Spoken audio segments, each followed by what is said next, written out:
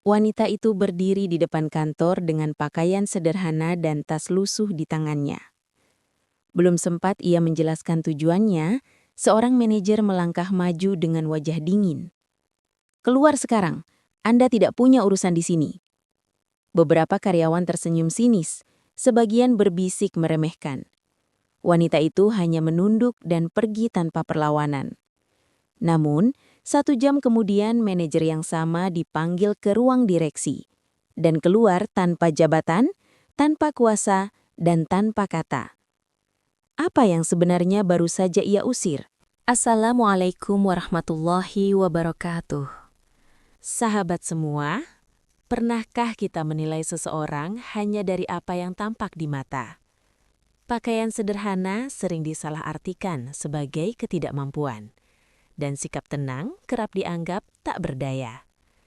Di dunia yang serba cepat ini, kita sering lupa bahwa setiap manusia membawa cerita yang tak terlihat. Ada yang datang dengan jas rapi, tapi hati kosong. Ada pula yang melangkah pelan dengan baju sederhana, namun menyimpan kewibawaan dan ketulusan.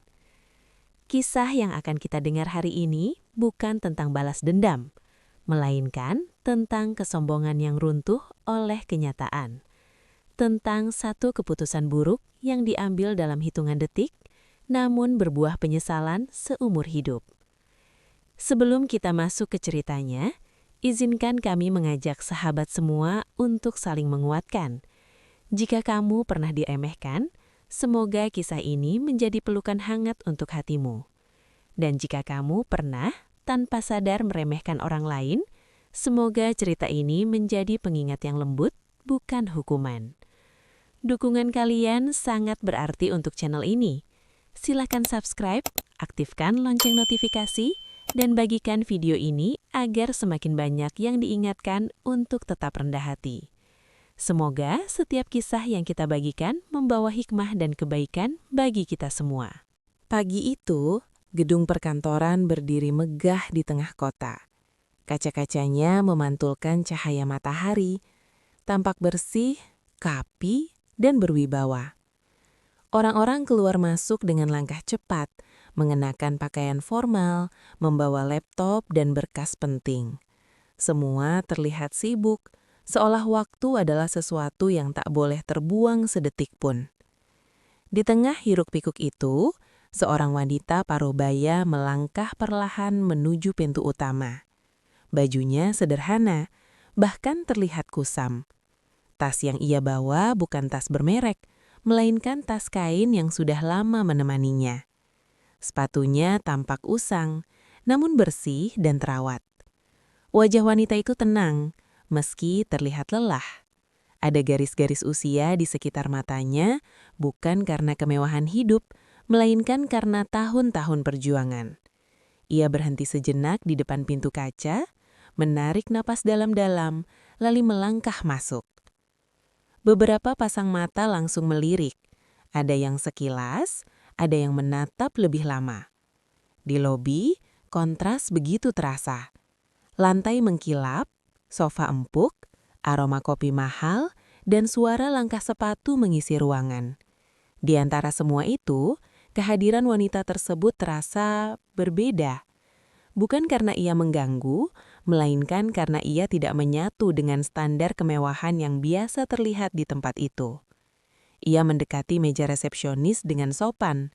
Suaranya lembut saat menyebutkan satu nama yang terdengar penting. "Saya ingin bertemu dengan manajer di lantai atas," katanya tenang. Resepsionis menatapnya dari atas ke bawah. Senyum profesional sempat muncul, namun memudar perlahan. Ia meminta wanita itu menunggu dan menekan tombol telepon. Wanita itu berdiri di sisi meja, memeluk tasnya dengan 2 tangan. Ia tidak duduk, tidak pula mondar-mandir. Ia hanya berdiri diam, menunggu, seperti seseorang yang terbiasa bersabar tanpa mengeluh.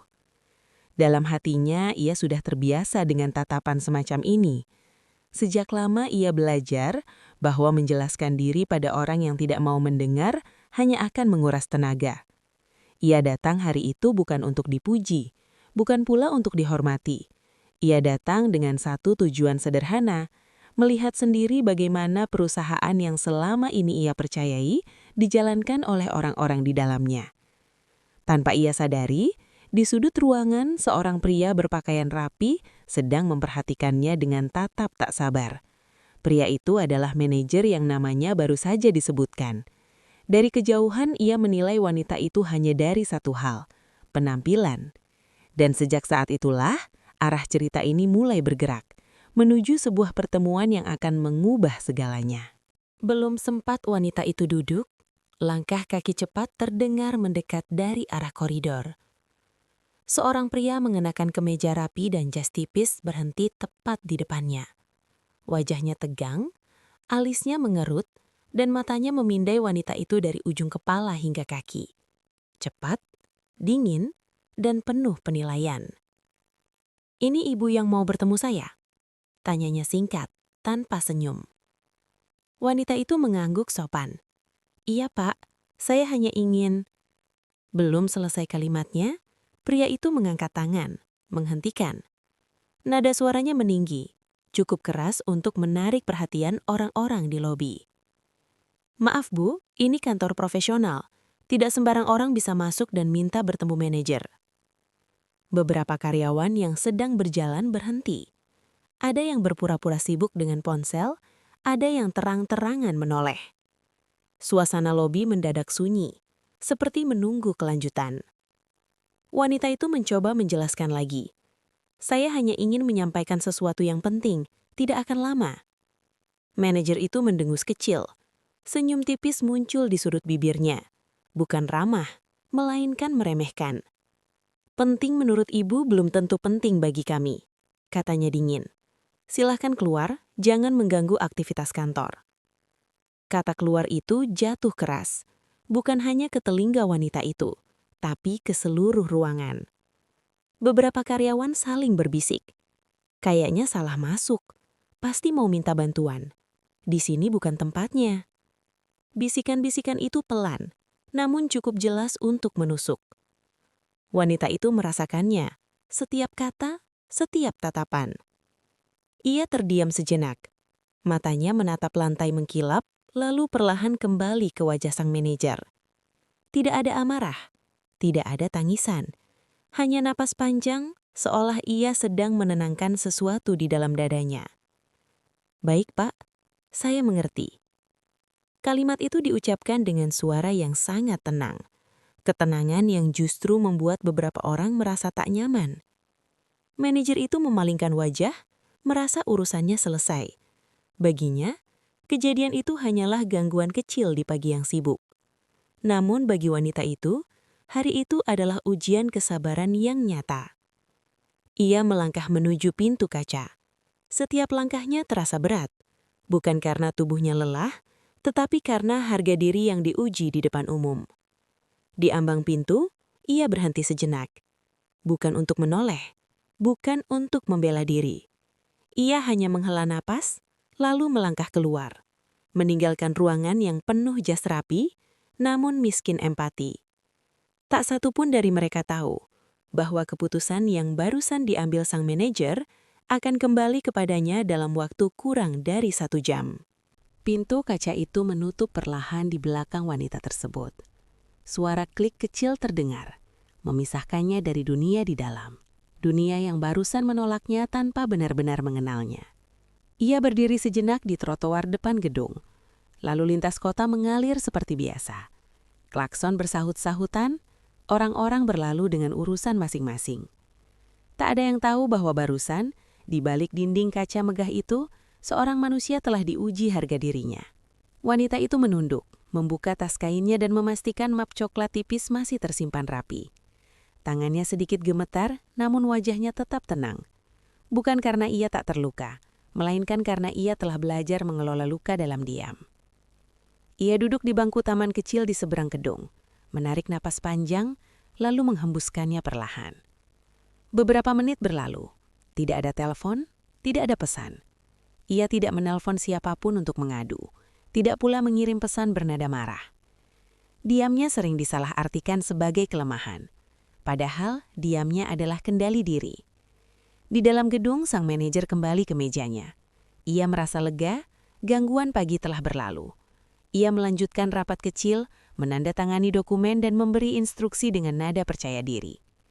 "Pastikan hari ini tidak ada orang luar yang masuk sembarangan," katanya tegas kepada stafnya. Kalimat itu disambut anggukan.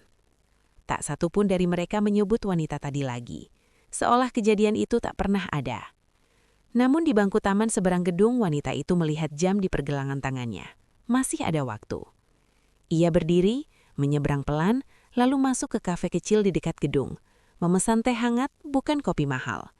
Ia duduk di sudut, memandang ke arah gedung perkantoran itu dengan tatapan netral. Di benaknya terlintas satu pertanyaan sederhana. Apakah orang-orang di dalam sana masih ingat mengapa perusahaan ini berdiri? Ia teringat masa awal, ketika nilai kejujuran, kesopanan, dan empati menjadi fondasi. Bukan sekedar target dan jabatan, bukan sekedar penampilan dan status. Wanita itu mengeluarkan ponsel lamanya. Layarnya retak di satu sudut. Ia membuka kontak lalu berhenti sejenak sebelum menekan satu nama. Bukan nama manajer itu, bukan pula resepsionis. Ia menutup ponsel kembali. Belum sekarang. 1 jam, ia membeli waktu bukan untuk mereka berubah, melainkan untuk kenyataan mengejar mereka sendiri. Ia menatap cangkir tehnya yang mengepul. Uapnya naik perlahan lalu menghilang. Begitu pula kesombongan, tak pernah benar-benar abadi. Dan saat jarum jam bergerak mendekati waktu yang ia tunggu, wanita itu bangkit dari kursinya, menyimpan kembali map coklatnya dan melangkah dengan tenang. Karena diamnya bukan akhir cerita. Diamnya hanyalah jeda sebelum kebenaran bicara. Di dalam gedung, pagi berjalan seperti biasa. Rapat kecil selesai, dokumen berpindah tangan, dan suara ketikan keyboard kembali memenuhi ruangan. Sang manajer duduk di kursinya dengan wajah puas. Gangguan kecil tadi sudah ia lupakan. Atau lebih tepatnya, ia anggap tak pernah penting. Ia meluruskan jasnya, mengesap kopi, lalu membuka laptop. Target harus tercapai, angka harus naik, semua harus berjalan rapi di bawah kendalinya. Tiba-tiba, telepon di mejanya berdering. Nada deringnya pendek, tegas, berbeda dari biasanya. Ia mengangkat tanpa menoleh. "Iya?" Beberapa detik pertama, wajahnya masih tenang. Detik berikutnya, alisnya mengerut. Tangannya yang memegang gagang telepon mengeras. "Iya, Pak. Sekarang." Suaranya menurun, nyaris berbisik. Ia menelan ludah. "Baik." Telepon ditutup. Ruangan terasa lebih dingin. Ia berdiri perlahan, menarik napas dalam-dalam, lalu melangkah keluar dari ruangannya.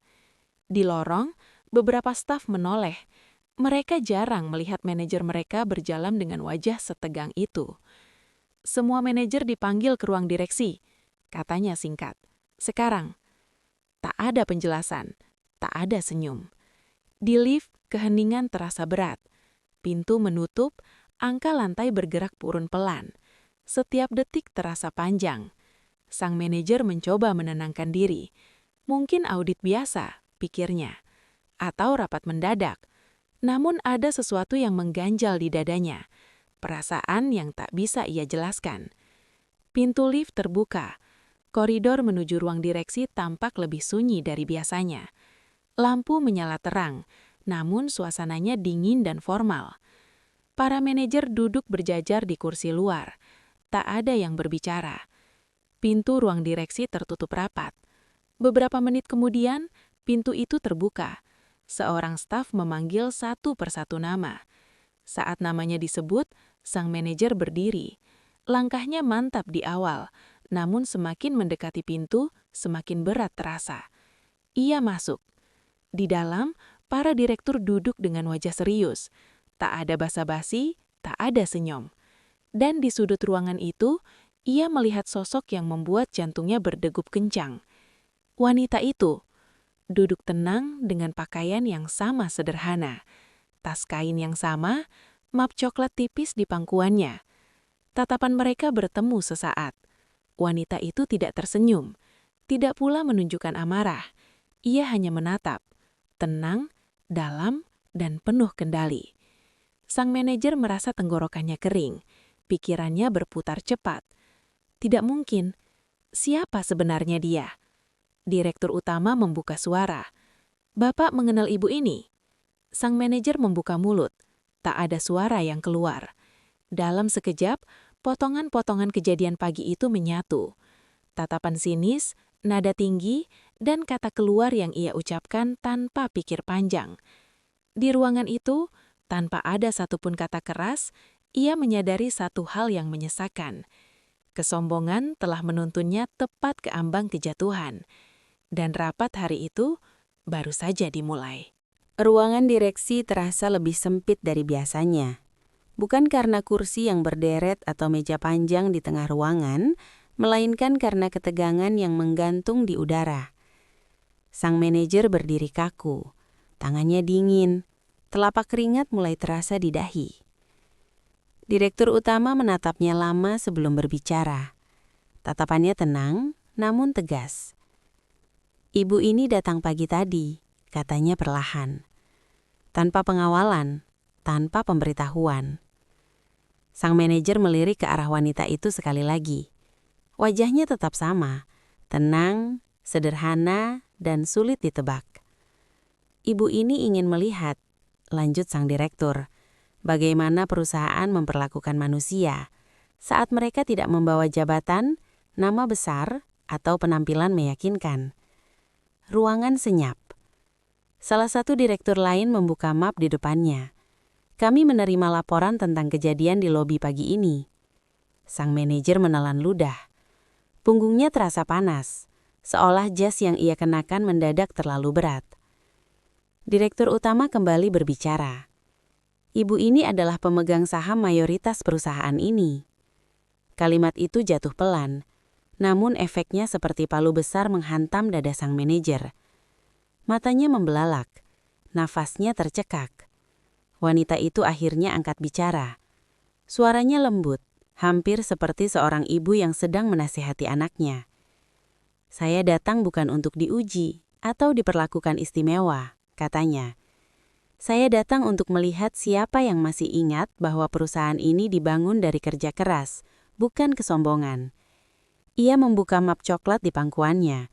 Di dalamnya terdapat foto-foto lama, bangunan kecil yang dulu menjadi kantor pertama, wajah-wajah pekerja lama yang bekerja tanpa jas, tanpa AC, namun penuh semangat. "Dulu," lanjutnya, "kami menyapa setiap orang dengan hormat, bukan karena posisi, tapi karena kemanusiaan." Sang manajer menunduk. Kata-kata itu terasa lebih menyakitkan daripada teguran keras. Ia ingin berbicara, menjelaskan, mencari alasan. Namun tak satu pun terasa pantas. Wanita itu menatapnya sekali lagi. "Ketika seseorang datang dengan pakaian sederhana," katanya pelan, "yang diuji bukan dia, tapi kita." Direktur utama mengangguk kecil. Perusahaan ini tidak membutuhkan manajer yang pandai berbicara, tapi yang mampu menjaga nilai. Sang manajer merasa dunia berputar. Semua yang ia banggakan, jabatan, kuasa, pengaruh, tiba-tiba terasa rapuh. Ia menyadari satu hal pahit. Selama ini ia memimpin dengan jarak, bukan empati. Dengan kekuasaan, bukan keteladanan. Di hadapan wanita sederhana itu, ia tak lagi terlihat sebagai manajer hebat. Ia hanyalah seorang manusia yang baru saja gagal pada ujian paling dasar. Dan keputusan yang akan menyusul tinggal menunggu waktu. Keheningan menyelimuti ruang direksi. Tak ada suara selain napas yang tertahan dan detak jam dinding yang terdengar semakin keras. Sang manajer berdiri dengan kepala tertunduk, seolah waktu memberinya jeda terakhir sebelum segalanya berubah. Direktur utama menutup map di depannya perlahan. "Bapak telah bekerja cukup lama di perusahaan ini," katanya datar. "Namun, hari ini kami melihat sesuatu yang tidak bisa kami abaikan." Sang manajer mengangkat wajahnya sedikit. Matanya berkaca-kaca, namun ia berusaha tetap tegap. "Perusahaan ini tidak dibangun hanya dengan target dan angka," lanjut sang direktur, "tetapi dengan nilai tentang bagaimana kita memperlakukan manusia, siapapun mereka." Salah satu direktur lain menimpali, Keputusan Bapak pagi ini menunjukkan bahwa nilai itu sudah tidak lagi menjadi pegangan. Kata-kata itu terasa berat, bukan karena keras, melainkan karena benar. Sang manajer membuka mulut. "Pak, saya..." Direktur utama mengangkat tangan, menghentikan. "Bukan soal meminta maaf sekarang," katanya tegas. "Ini tentang tanggung jawab." Ruangan kembali sunyi. Wanita itu menatap sang manajer dengan wajah yang tetap tenang. Tak ada kebencian, tak ada kepuasan, hanya kekecewaan yang dalam. "Saya tidak marah pada Anda," ucapnya pelan. "Tapi saya sedih, karena kekuasaan seharusnya membuat seseorang lebih rendah hati, bukan sebaliknya." Kalimat itu menusuk lebih dalam daripada keputusan apapun. Direktur utama berdiri. Atas pertimbangan direksi dan pemegang saham, katanya jelas. "Mulai hari ini, Bapak kami berhentikan dari jabatan manajer." Kalimat itu jatuh seperti palu. 1 jam. Hanya 1 jam sejak ia mengusir wanita itu di lobi. Sang manajer menutup mata. Bahunya turun perlahan. Segala yang ia banggakan runtuh dalam satu keputusan singkat. Ia menandatangani surat pemberhentian dengan tangan gemetar. Pulpen terasa berat, seolah setiap goresan adalah penyesalan yang tak bisa ditarik kembali. Saat berdiri untuk pergi, ia menatap wanita itu sekali lagi. "Maafkan saya," katanya lirih. Wanita itu mengangguk kecil. "Semoga ini menjadi pelajaran, bukan hanya untuk Anda, tapi untuk kita semua."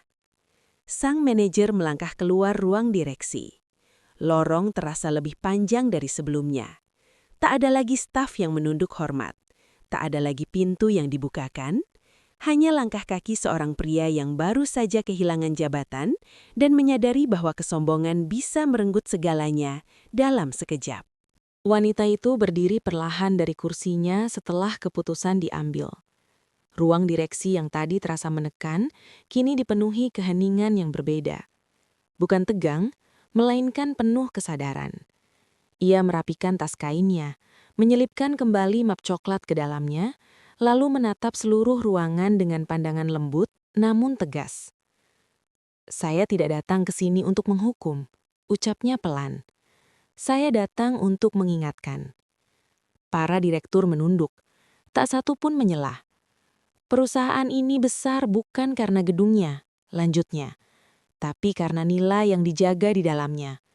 Hari ini kita melihat betapa mudah nilai itu runtuh, hanya karena satu sikap meremehkan." Ia menoleh ke arah pintu, ke arah lorong tempat sang manajer tadi melangkah pergi. Tidak ada senyum kemenangan di wajahnya. Yang ada hanyalah keprihatinan seorang ibu yang melihat kesalahan anaknya. "Saya berharap," katanya lirih, "tak ada lagi orang yang diperlakukan rendah hanya karena ia datang tanpa atribut." Direktur utama mengangguk dalam-dalam. "Kami akan memperbaiki ini," ujarnya singkat namun tulus. Wanita itu keluar dari ruang direksi dengan langkah tenang. Di lorong, beberapa karyawan berdiri ragu. Mereka yang tadi menyaksikan pengusiran di lobi kini menunduk. Wajah-wajah mereka penuh rasa bersalah. Wanita itu berhenti sejenak, menatap mereka satu persatu. "Saya tidak ingin siapapun kehilangan pekerjaannya hari ini," katanya lembut. "Saya hanya ingin kalian ingat, setiap orang yang masuk ke gedung ini membawa martabatnya sendiri." Tak ada tepuk tangan, tak ada kata balasan. Namun kalimat itu tinggal lama di hati mereka. Di luar gedung, matahari siang menyinari trotoar. Wanita itu melangkah pelan, menyatu kembali dengan keramaian kota. Tak ada yang mengenalnya, tak ada yang menyanjungnya. Dan itulah yang ia inginkan. Sementara itu, di sudut lain gedung, sang mantan manajer duduk sendirian. Jasnya masih rapi, namun bahunya jatuh. Ia menatap kosong ke lantai, memutar ulang kejadian pagi itu. Tatapan sinisnya, kata-kata kasarnya, dan pintu yang ia tunjuk tanpa empati. Kini ia mengerti, bukan wanita itu yang datang untuk diuji. Dirinya lah yang diuji dan gagal. Hari itu ia kehilangan jabatan. Namun lebih dari itu, ia kehilangan kesempatan untuk menjadi manusia yang lebih baik di hadapan banyak orang. Dan bagi semua yang menyaksikannya, satu pelajaran tertinggal dengan jelas. Jabatan bisa dicabut kapan saja, namun sikap dan akhlak akan selalu diingat selamanya. Sahabat semua, kisah ini mengajarkan kita bahwa jabatan dan kekuasaan hanyalah titipan. Ia bisa datang dan bisa pergi, bahkan dalam waktu yang sangat singkat. Yang benar-benar melekat pada diri kita adalah sikap, akhlak, dan cara kita memperlakukan sesama manusia. Jangan pernah meremehkan seseorang hanya karena penampilannya sederhana. Bisa jadi, orang yang kita pandang rendah hari ini adalah pelajaran berharga yang Allah kirimkan untuk menguji hati kita. Ketika kesombongan berbicara, kehancuran seringkali mengikutinya tanpa kita sadari. Ya Allah, lembutkanlah hati kami. Jauhkan kami dari sifat sombong dan merasa lebih tinggi dari orang lain. Ajarkan kami untuk selalu rendah hati, adil, dan berempati dalam setiap keadaan. Amin. Terima kasih sudah meluangkan waktu menyimak kisah ini sampai akhir. Semoga cerita ini tidak hanya menghibur, tetapi juga menanamkan hikmah dalam hati kita. Jangan lupa subscribe, like, dan bagikan agar lebih banyak orang diingatkan untuk menjaga akhlak dimanapun berada. Sampai jumpa di video berikutnya. Tetap rendah hati dan tetap menjadi manusia yang beradab.